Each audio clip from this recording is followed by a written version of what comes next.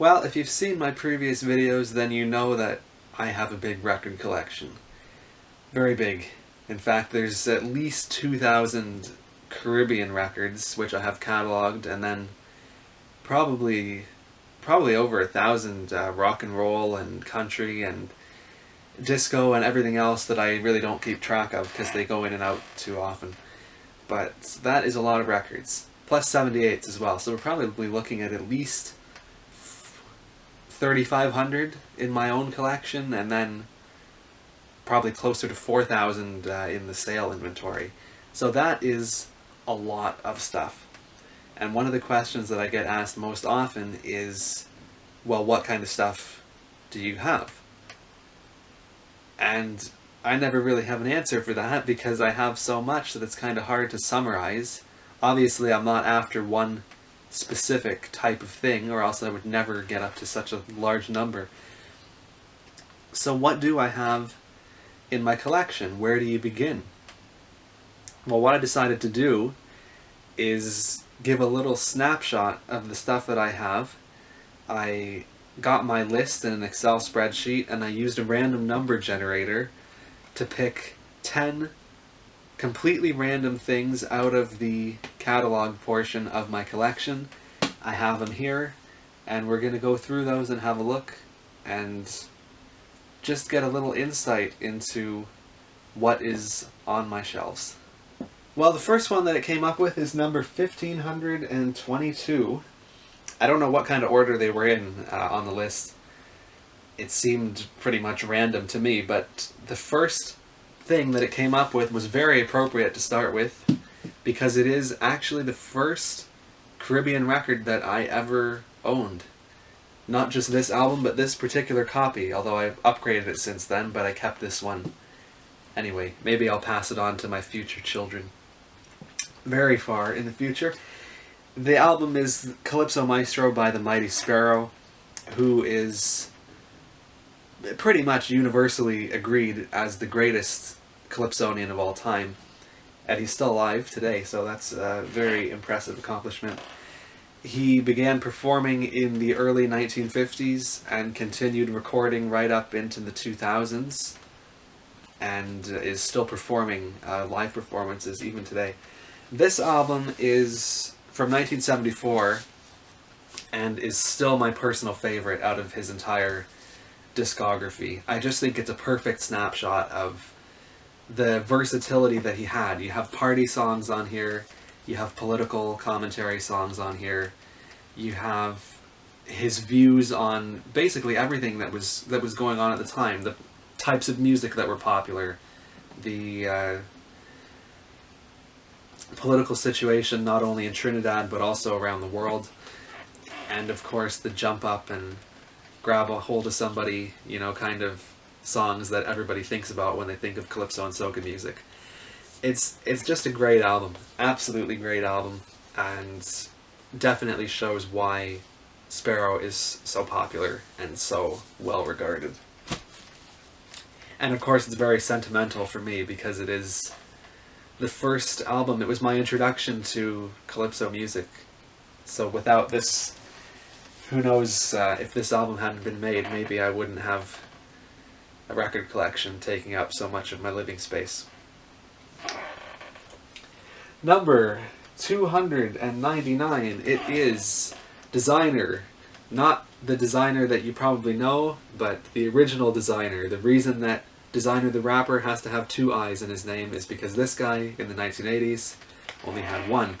The album is My Burning Desire. This is from 1983, and this is a soca album released by Charlie's Records, which is one of the most important soca and calypso labels of their time, and actually is one of the very few calypso soca record stores that's still open. They've survived to this day in New York.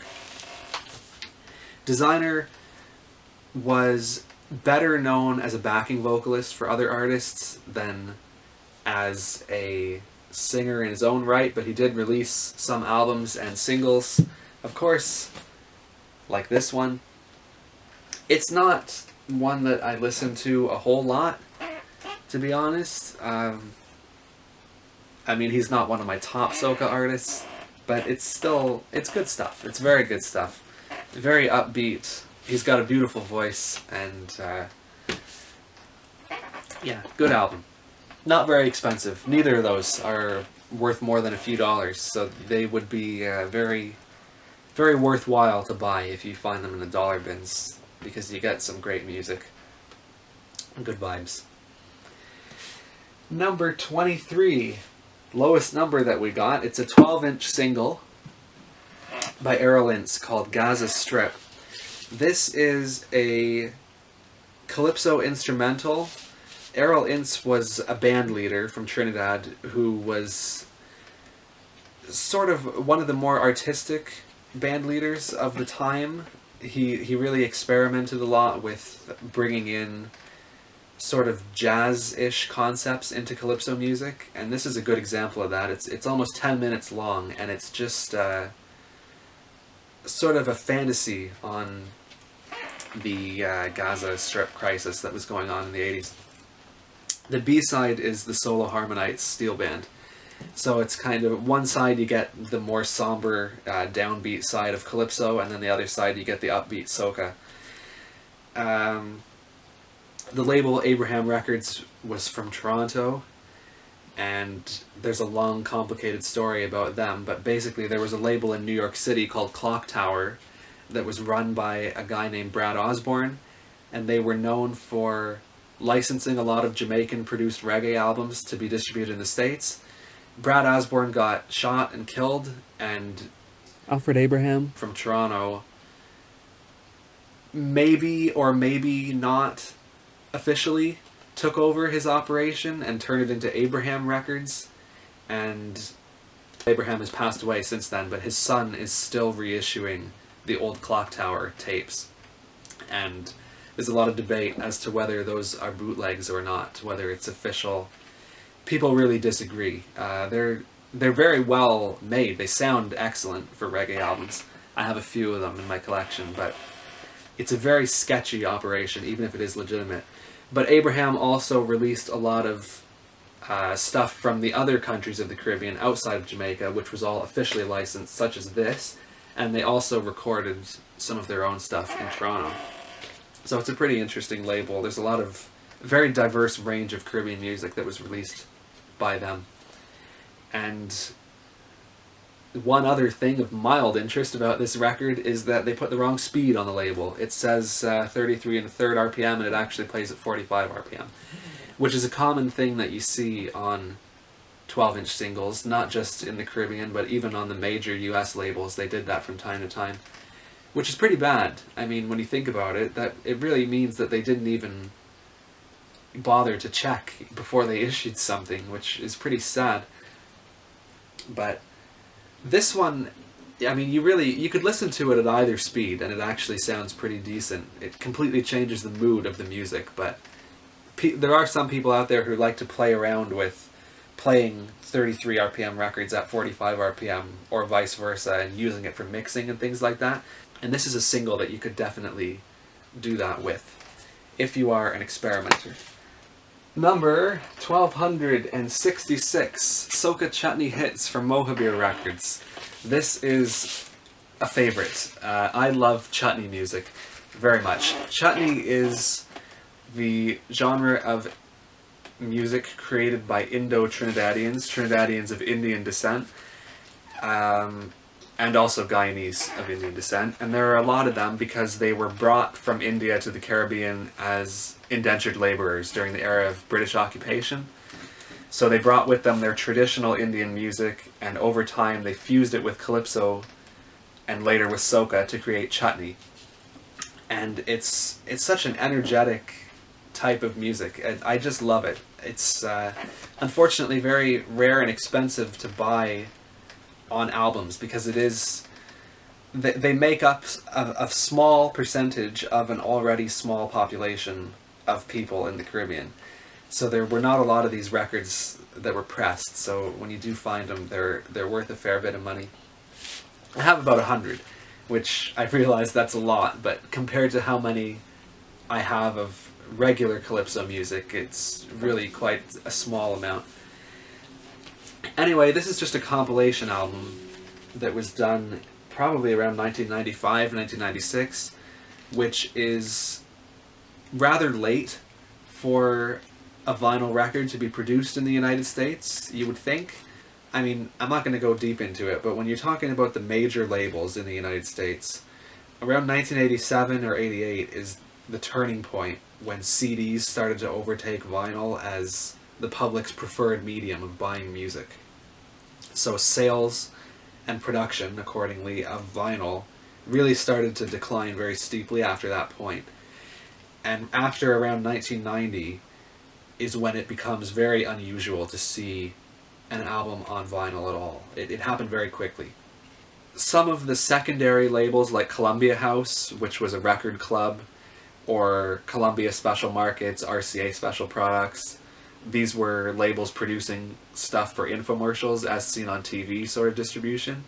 They kept releasing LPs until around 1993 and 94 in some of the more extreme cases. But that was about it. After that, you didn't see any vinyl being produced by the major US labels, other than stuff for DJs and sometimes 45s for jukebox use. Mostly, by that point, the 45s would have been of old hits, rather than any sort of new music. But when you talk about Caribbean music, in a lot of cases, the cutoff when they move to CDs is much later, or even perhaps didn't happen at all. For example, in Jamaica, they continued releasing albums on LP into the mid-2000s. And by that point, when you get to the mid to late 2000s, that's when the vinyl revival in the US started to pick back up again, and eventually getting us to the point today where we are seeing new music released on vinyl again. So Jamaica kept making vinyl records for so long that when the revival started, they were still producing records as normal. So they really never stopped releasing stuff on vinyl, and they still do today. Although by now it is mostly for collectors, but there are still stuff being made for DJs and for home use by standard listeners.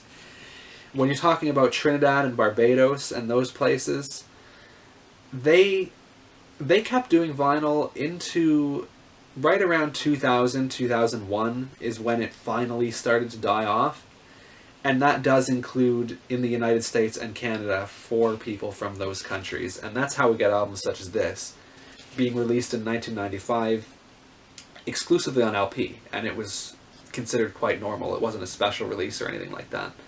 So when you're collecting Caribbean music, it's easy to find stuff released even during my lifetime that came out on vinyl, which would be extremely rare to see for any sort of standard release of a rock record or anything like that. But anyway, that's my long-winded explanation because there's not a whole lot to say about the actual record. Like I said, it's just a compilation. Some of the best chutney artists are on here, like Sunny Man, Terry Godraj, who is from Toronto. He is a legend. Suresh Maharaj, Anand Yankaran, Raja Sugalam. It's a great selection. Really great. Mohibir Records is one of the best chutney labels, so they had access to the best artists. And they went out of their way to assemble a good set of 8 songs for this one. They also released a Volume 2, which is not as high quality stuff, I have to say. But it's one of the cheaper chutney records that you can get because it is a compilation, and compilation albums are really never worth as much as single artist things. Number 462, Dennis D'Souza, Piano Luxury. Yeah, this is pretty laid back, soft stuff. Dennis D'Souza was from Guyana, which is a country on the South American continent, so it's not geographically part of the Caribbean, but culturally it is. And he decided in the 1960s that he wanted to move to England. So he got on a boat, and the boat stopped in Trinidad. He got off, fell in love with the country, and never ended up completing his voyage to England. He stayed in Trinidad and became a well-known pianist at some of the tourist resorts. And eventually he moved to Canada and started releasing albums like this, which feature his interpretations of a lot of jazz and pop standards, along with his own compositions, which very rarely have anything to do with Caribbean music, strictly speaking. Although he is a Caribbean person, he usually didn't perform Caribbean genres, but once in a while he did. This album doesn't have any of that, but it does have a couple of disco tracks that I kind of like. But for the most part, it's easy listening. It's soft jazz. So his albums aren't really in demand by collectors. They're very, very cheap. But he's got an interesting story, and it does represent a side of the Caribbean music industry. I mean, people think about just reggae and soca and all that, but Caribbean people listen to all kinds of music and perform all kinds of music. There was demand for jazz and pop and rock and even country in the Caribbean islands for decades, at the same time that there was in the United States and Canada or anywhere else. So it's not as if Caribbean music is an isolated thing. It has influences and is inspired by the music of the rest of the world. And people do enjoy all these different types of music. They're not always jamming to soca. So, yeah, I mean, if you want to have a complete picture of the kind of music that is enjoyed in the islands, then you do need to own things like Dennis D'Souza. Number 1586 is a great one. Christmas is Love by Singing Francine. This is a parang soca album. And parang is another one of those interesting genres like chutney that comes from a minority population in the Caribbean, specifically Spanish-speaking people who lived in Trinidad, mostly coming from Venezuela, where they also do play parang, but it's not as much of a thing anymore. And what it is, it's just indigenous Christmas music that was enjoyed by Spanish speakers, and over time it became very popular in Trinidad, and as its popularity waned in Venezuela and elsewhere. What they do is you basically just assemble a band of regular people, and you go door to door and perform during the holiday season, and hope that the people at whoever's house you're at will invite you in for food and drink. That's the whole point of it. So it's a really fun little tradition that exists and has been preserved in Trinidad. And of course, parang music became fused with calypso and soca, resulting in albums like this. This is actually labeled as the first parang soca album, which is a pretty big accomplishment because it's a pretty major thing now, parang soca, but at the time it was new. Singing Francine was an English-speaking calypso artist, so she was able to bring English lyrics to the parang and calypso melodies and create a really great classic album that's worth a little bit of money. It goes from anywhere from $50 to $100, this one. So this is the most expensive that we have in the stack today, and one that you're not likely to find in the dollar bins. But I think it's worth buying, but I mean, parang music is very much an acquired taste. It has very little to do with calypso or soca beats, unless you get a fusion album like that. In its pure form, it's quite different, and you have to get accustomed to it. It's not something that you're going to jump right into from listening to Bob Marley or Arrow or something like that. Number 81. It's a 45. It's the group solo from Trinidad again, performing the theme from The Good, the Bad, and the Ugly. So there's another example of how music from all over the world becomes popular in the Caribbean. I don't know a lot about the group solo. Nobody really seems to. But they were basically a rock and jazz band that was existing in Trinidad during the mid to late 1960s. And there were a lot of these groups. At the time when beat music, inspired by the Beatles, and rock and roll was spreading around the world, it was spreading in the islands as well. And there were a lot of rock and roll bands that were playing in Trinidad, Barbados, and Jamaica. But unfortunately, they left very little behind on record as a legacy. Most of them were playing live exclusively. So for that reason, it's not very well known today that these groups even existed in the first place, unless you actually were there and remember them. The B-side is an original track by them called Beware of the Dog, which is really good psychedelic rock, not at all the kind of thing you would expect to see on a Trinidadian label. The Good, the Bad, and the Ugly theme is alright, but they don't really do anything special with it. They pretty much just play it straight, so you would be better off listening to the original version, I would say, by Ennio Morricone. But yeah, interesting one. Produced by Andre Tanker, who was a pretty legendary funk and calypso artist. Number 282 is The Flip Side of Chalky, Chalk Dust, that is. After The Mighty Sparrow, he would be my second favorite calypsonian of all time, and I mean, I would name him as the first, but you can't deny the importance of Sparrow. But Chalk Dust is one of the all-time legends of social commentary and political calypso music. He has recorded an incredible amount of topical calypso songs, giving his opinion on pretty much everything, and really fulfilling the original role of the calypsonian in Caribbean society. When they originated during the 1800s and the early 1900s, the calypsonian was the person who spread the latest news to the people. They really acted as the people's messengers. And there's a very rich history there of calypsonians acting as really the only way that subversive opinions or information that the government didn't want getting out could be put out.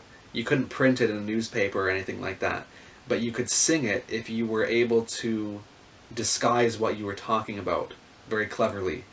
So, and that's really what Chalk Dust is a master of. He says one thing and he means another, and you know what he's talking about. It's a skill that today's soca artists, I mean, soca evolved from calypso, but it's become something completely different nowadays. Today's soca is purely party music, and when people think of calypso, they think of Harry Belafonte and Deo and all that, but it's so much more than that. This is the authentic, not watered down, original meaning of calypso music that he has preserved and continues to perform masterfully even today. Again, after, just like Sparrow, decades in the business. This album is from around 1980, and frankly, I don't think it's his best work. When he started performing on albums in the mid-70s, he was working with a musical arranger named Art de Couteau, who was one of the all-time great arrangers of Trinidad. The importance of the arranger in calypso music, I guess it's not really self-explanatory, but for the most part, the calypsonians don't actually know how to read or write music. I mean, musical notation. Chalk Dust might, because he is highly educated, he's a university professor, but as a general rule, they typically don't know that. They can play a guitar, that's the original instrument of the calypsonian, is just a guitar or a quattro, and they can sing. So they need to work with an arranger who can create arrangements for them for an entire band to play, and can actually write down the music in a proper form so that other musicians can understand it. So the pairing of a calypsonian and an arranger is very essential. If they don't understand each other's intentions, then it doesn't create a good product. So Chalk Dust and Art de Couteau were very well paired.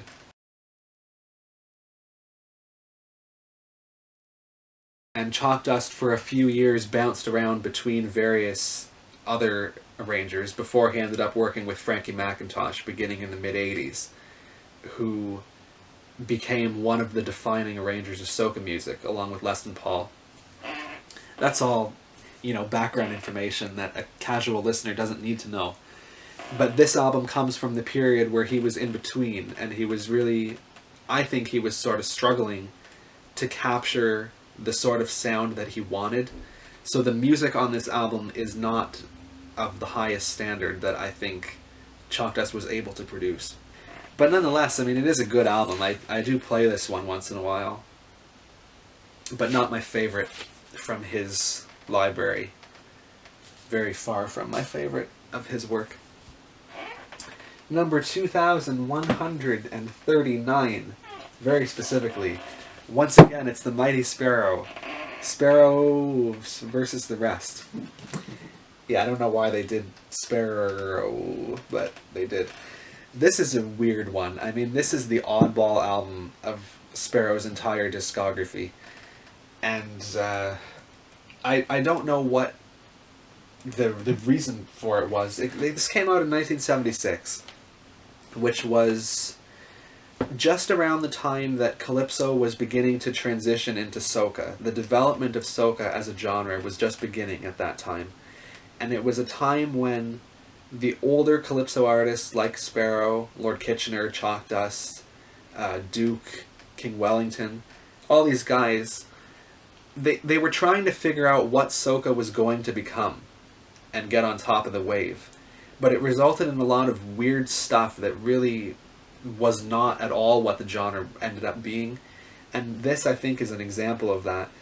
What Sparrow did, as far as I can understand it, is he brought in a lot of African rhythms into this album, and he also brought sort of a funk style that was inspired by the funk music of the United States, and particularly the kind of stuff that you would see on like blaxploitation movie soundtracks and things like that, like Shaft, Isaac Hayes, that sort of thing. And I mean, if you like that sort of thing, it's fine, but when you just throw it all into a big melting pot and this is the result, I mean, it just doesn't work for me very well. So it's rare for me to see a Sparrow album that I don't love, but this one I don't love. I mean, like the Chalk Dust one, I mean, it's good, but it's not at all one of my favorites. It's far from the worst Sparrow album. I mean, that honor would go to the Only a Fool album that was released on Trojan, where he's just doing covers of like 60s ballads and stuff. That album is terrible. I don't know what they were thinking. But this one is just the product of experimentation. And that's what happens when you experiment with musical genres. Sometimes it works and sometimes it kind of doesn't. You just roll with it. But yeah, oddball record. Really strange. But, I mean, I should clarify that I'm pretty much alone in not liking this album because it produced a lot of hits. And it was very popular, so it's not like it was a failure for him. It's just kind of a failure for my ears, honestly. And finally, number 2,287, another single, and it happens to be a cover of a Mighty Sparrow song, although it's not by him, it's by Lord Brynner, named after Yul Brynner, the actor, who was one of the lesser-known Calypsonians of Trinidad. He worked a lot in Jamaica, and he liked to bring in a reggae beat into his Calypso songs, which created some very unique and unusual stuff. I encourage you to look up Lord Brynner. I'm not going to tell you where to start, but just look him up and listen to whatever you come across. He's got some really unusual stuff. This, however, is just a cover of one of the Mighty Sparrow's biggest hits, a song called Mr. Walker. So it's really nothing special. I mean, I really don't even know why he would bother to do it, frankly, because it's such a classic song and was covered by a lot of people, and would continue to be covered by a lot of people for years after this was released. The label, Whirl Records. Whirl stands for West Indies Records Limited. This is a Jamaican pressing, but they also operated out of Barbados, and very briefly out of Trinidad. They were one of the most important labels in the Caribbean. They recorded artists from all of the islands, not just from the ones where they were based. And they recorded a whole lot of different Caribbean genres. So very influential label, Whirl. A lot of great stuff. But yeah, unfortunately this one's kind of pointless. It's not as good as the original by Sparrow, and it doesn't capture the originality of Lord Brynner.